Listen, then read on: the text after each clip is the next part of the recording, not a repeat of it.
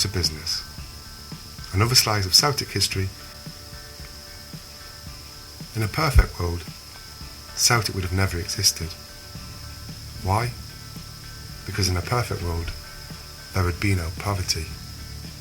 There would be no squalor. There would be no prejudice.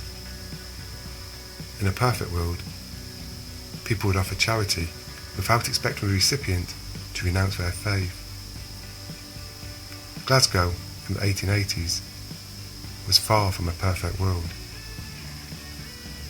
Brother Wolford created Celtic to aid an impoverished community, a community often shunned because of their religion and nationality.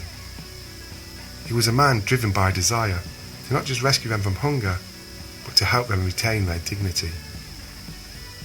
Through the Poor Children's Dinner Table and Celtic Football Club, he wanted to put food in the belly and pride in the heart.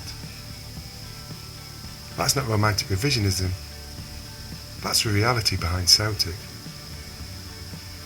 However, the club's rapid success on the pitch would see it quickly steer away from these original and honourable off-field aspirations.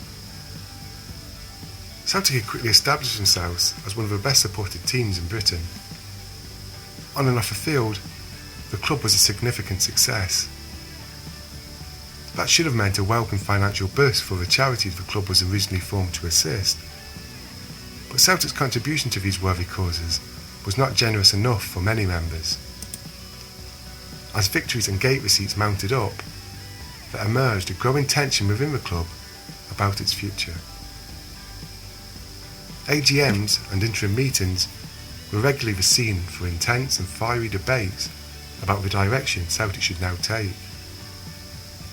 By 1892, with the influential Brother Wolford now in London, those in charge began to put profit before charity. That year, for the first time, no funds were given to the Poor Children's Dinner Table. Senior members of the club's committee argued that the rapid success of Celtic meant that if the club was to maintain its place as a football force, then it would have to move away from its formative charitable goals. Many other members, however, resented the intent to turn Celtic into a mere business. At the AGM of 1893, committee members John H. McLaughlin and Joseph Shaughnessy proposed the club to take immediate steps to become a limited company. After an emotive meeting, they were defeated, 86 votes to 31. For McLaughlin & Co., it was, however, but a temporary setback. They continued to press for change and directed Celtic in an increasingly business-like manner. Over the following seasons, thousands were spent on improving Celtic Park, as well as paying players and officials. Charity donations were, in contrast, negligible, with many requests for support and help refused. The battle for the future of the club had been a war of attrition, and it finally came to an end, somewhat ironically, at St Mary's Church Hall in March 1897.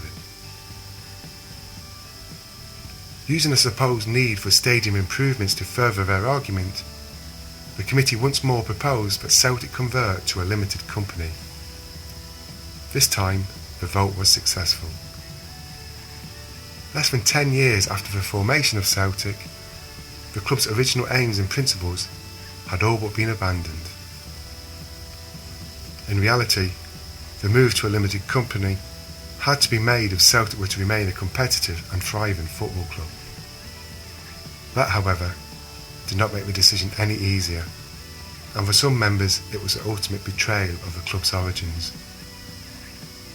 Today, the origins of Celtic are alien to a world of football, more concerned with multi-million-pound transfers, lucrative TV rights, sponsorship deals, executive boxes, and tacky merchandise. Yet these roots remain a source of great pride for Celtic supporters. Whatever the priorities in the boardroom, for them charity and community will always remain at the very heart of the club.